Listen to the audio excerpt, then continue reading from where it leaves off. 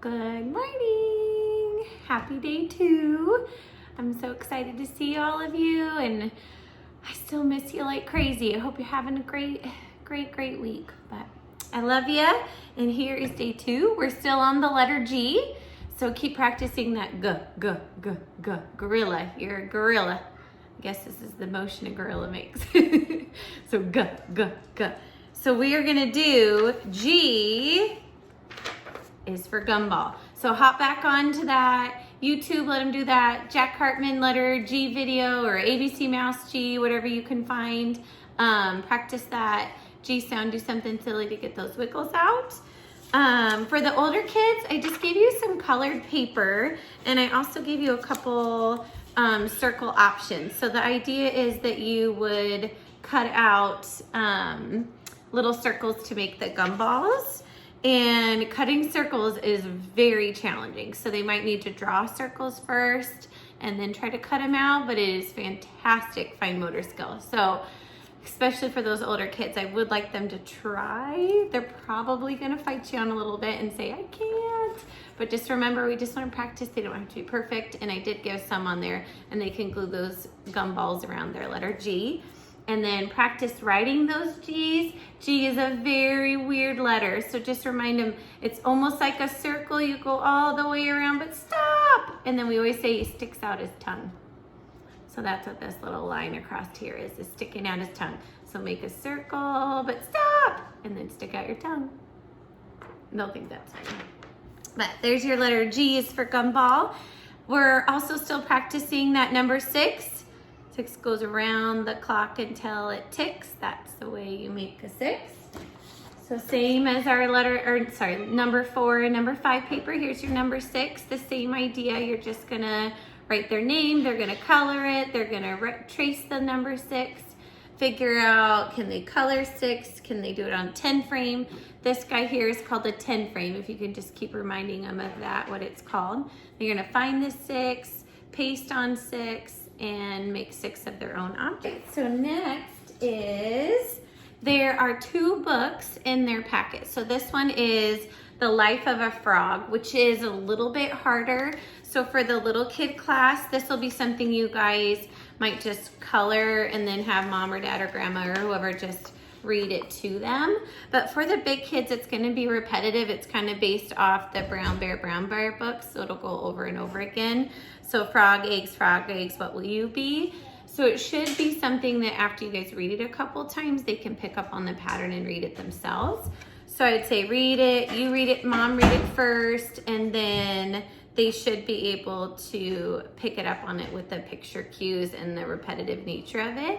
And then hopefully they can show you how they know how to use their pointer fingers to read the words. And that is their Life of the Frog book. So color, read it, same thing. It's okay if it takes a couple days to practice and kind of go through it. It doesn't have to be all in one day thing. That would be too many pages for them to sit down all at once. So budget it out. Maybe work on it for 10 minutes and then do something else and then come back to it later. So that's their Life of the Frog book. And then our fun project for the day is they're going to make a rainbow-haired person. There's some really cute books out there, like What I Like About Me. We read some before they went home, like talking about what makes them unique. So this is just kind of tying back in with all of that about what makes them special. So this is just making a person with rainbow hair. So there's some googly eyes that you can glue on to their little face. Let them draw the smile and the nose and add the things. And then for the rainbow hair, I was gonna let them decide how they wanted to do it. So they could do the crimp back and forth to make the crimpy hair. They can use their finger to wrap it around their finger to make kind of a more curly hair. I mean, honestly, whatever they want to do with these. You could even let them cut it and really give them some crazy hair, whatever sounds like fun to you guys. So then you just glue on your rainbow hair and make your face. Then let's see here, just for you guys as moms, as you guys are doing stuff, just don't forget that sensory tubs and free play is so important, that I only spend about 5-10 minutes max at a time of my kids sitting down doing something. So in our day, everything is a quick movement. We do like a sit down focus activity for no more than 10 minutes, and then we're up doing something else. So them sitting for an hour or 2 hours trying to do project after project or activity, paper after paper, is just not developmentally appropriate. So make sure if you do something, you do one thing, like do the number 6 paper and then pop up and do something else. Like let them play with Legos for a minute, play with the Play-Doh, do like a sensory tub. And those are always so great and so cheap. You can find stuff you have in your pantry and throw it in a tub and just let them play through it with some measuring cups and spoons, and you'd be surprised how long they stay entertained.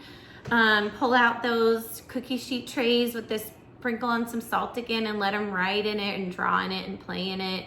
But just let them do something where they're not having to focus and listen, and I bet you have an easier time with their behavior and their listening if they know that their brain only has to focus for a certain low number of minutes, and then they'll be allowed to free play for a minute. So just don't forget that free play or sensory time. Other things would be like Legos or building blocks, magnet tiles. Let them, you can always give them like a challenge if they need some direction. Like in preschool, I'll say, who can build the tallest tower? Who can build the longest bridge? Can you drive a car over it without it falling over?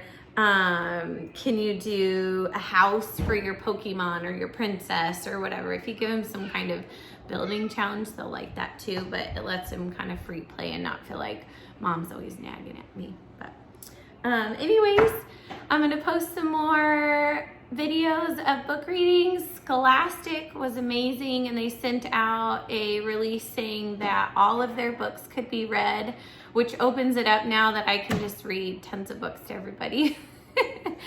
So I'm going to try to post more of those and get those out to you.